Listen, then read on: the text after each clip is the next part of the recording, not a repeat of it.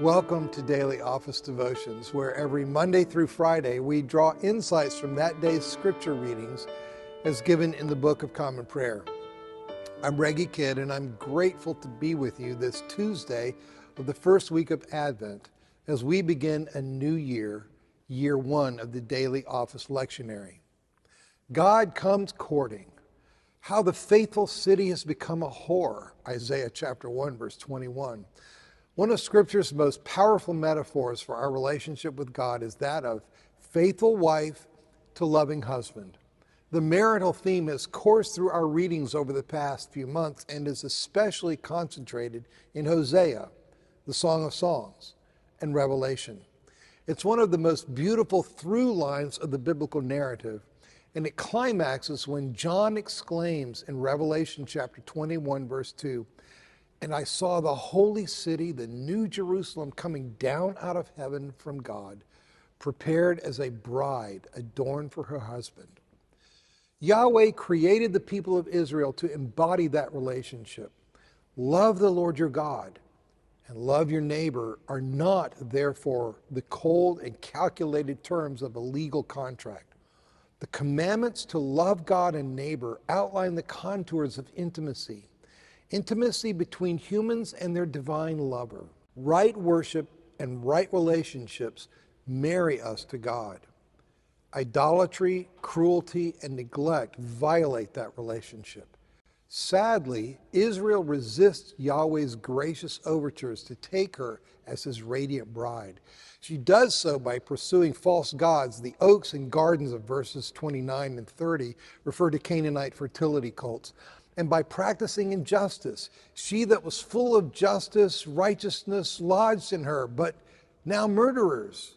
Isaiah chapter 1, verse 21. Nonetheless, Yahweh pursues this faithless bride, and he pledges to prevail. "I will restore your judges as at the first, and make her once again the city of righteousness, the faithful city." Isaiah chapter 1, verse 26.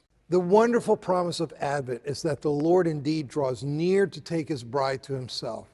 He will clear false gods from our lives, and he will convict us of ways in which we have wronged our neighbor.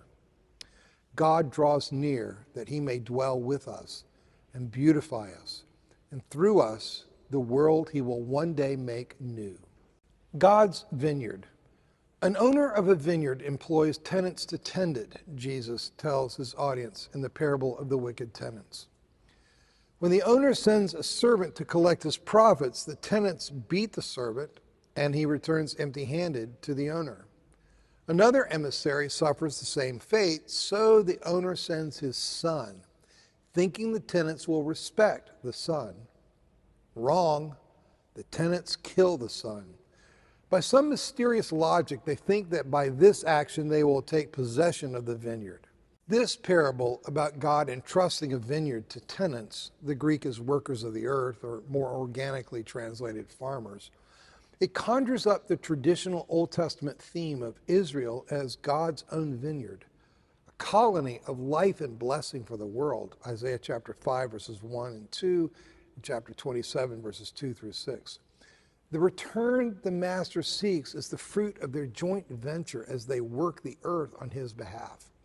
The tenants delude themselves into thinking that they can make wine from God's vineyard without the God of the vineyard.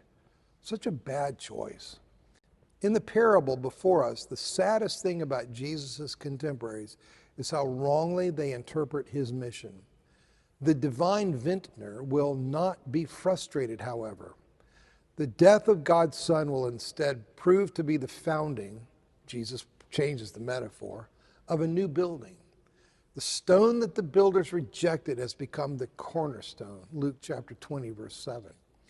Luke's traveling companion Paul will develop this metaphor in terms of a symbolic house, composed of both Jews and Gentiles, a totally new residence for God's presence, Ephesians chapter 2, verses 11 through 22. In terms of Jesus' vineyard metaphor, the grafting of Gentiles into an existing root stock with Jesus as the foundation of a true Israel will produce a new variety, a superior wine, God's heart. So deeply do we care for you that we are determined to share with you not only the gospel of God, but also our own selves, because you have become very dear to us. 1 Thessalonians chapter 2, verse 8. Paul immerses himself in the Gentile community to which he brings the gospel of God. 1 Thessalonians chapter 2, verse 8. Paul is entranced by the notion of God building a dwelling place for himself made up of Jews and Gentiles. This idea is at the core of his passion to take the gospel in all its tenderness and truth to the Gentiles. The Thessalonians, the former idolaters, see chapter 1, verse 9, they observe the contours of Christ's incarnation and therefore of God's heart in Paul's exemplary lifestyle among them. They see his labors to support himself, his nursing care for them, and his loving fatherly demeanor.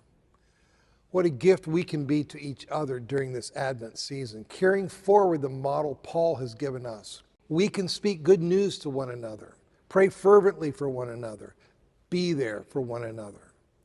Be blessed this day.